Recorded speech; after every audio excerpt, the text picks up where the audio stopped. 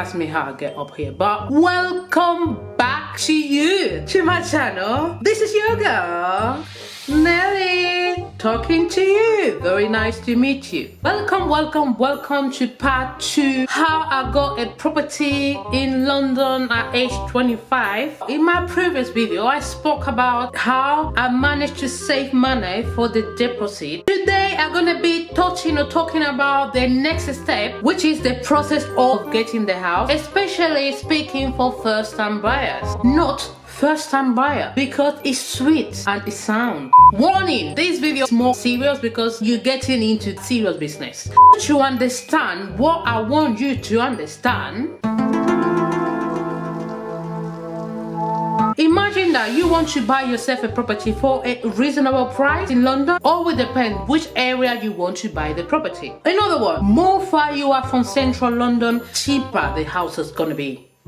For instance, houses in Zone 1 are far more expensive than houses in Zone 6. Depending what you want to invert money, I will potentially advise you to really consider the pros and cons of getting the property in that certain zone. It could be far away from your job, how much you will pay for the transport. As I was saying, let's imagine that you want to get a property, and if you're lucky enough, a house in London for 200k. In this case, I will give you an example or advice on how to get the property in 4 ways. The number 1 is getting the property with the government scheme of Help to Buy or Equal Loan. Help to Buy scheme means that you are able to get the property with only 5% of the property value that you save yourself. That cannot exceed 600k in London and 300k in Wales. On doing so, the government will give you a loan of 20% in Wales, and if it's in London, they will loan you a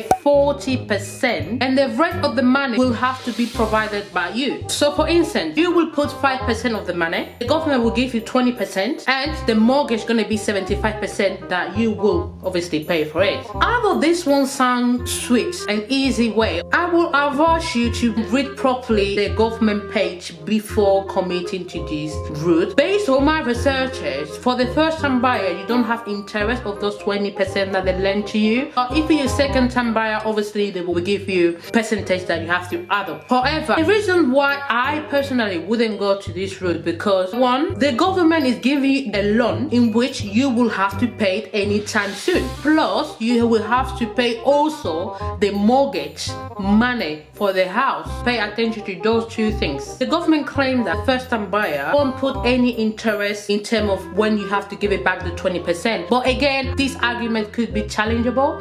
If you do more research or ask for any advice, then you could find out. And lastly, houses options to buy will be way more limited.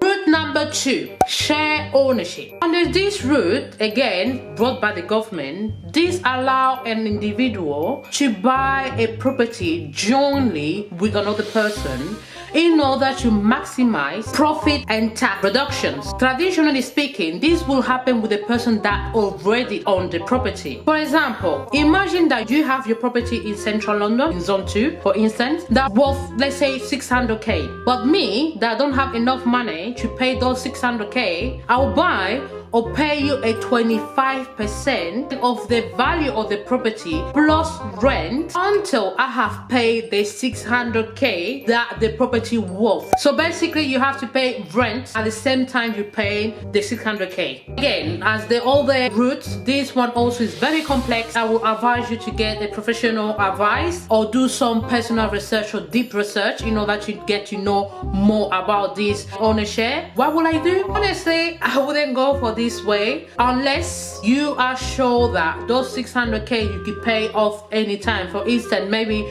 you have a very good job or you have enough money and you know that you could pay those 600k in 1 year or 2 years, then it's perfect because it could be better or cheaper that way. But if you don't have enough money and you know that you cannot afford it, it will be challenging to cope with all the expenses. The third route, which is the traditional way, the way I did and most of the people doing, which is providing the 10% of the value of the property and and getting a mortgage. So following our example in the beginning of the video, if the house you want to buy is 200k, then you will have to save 20 grand for the deposit of that property. Sometimes what people do, if you could also provide 20% or 30% of the value of 200 pounds, so you won't have too many years and years and years of mortgage payment, so you end the mortgage quicker. And the life route is paying cash for the property. Well, this is pathetic. Have you got 1,000 where I could just flip the money up and pretend that I have money? Do you? Action.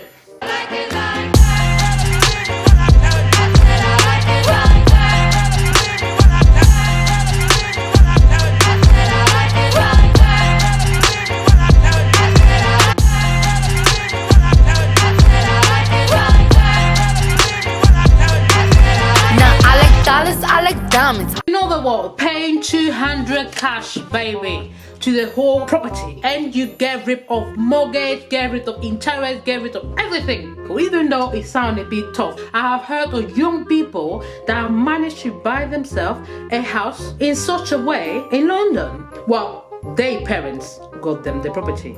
Moving on, once you have got the deposit safe, or you know the way you're gonna buy the house, the next step is getting a broker. But this process I will explain it in my last video because it's quite long. It requires a lot of technicality. Thank you very much for watching, for listening, and for ignoring me. And I hope that you really like this video. If you like this video, please don't be so stingy and hit me a like, subscribe to my channel, and comment. I'm more than happy to answer any question. But now you gotta go.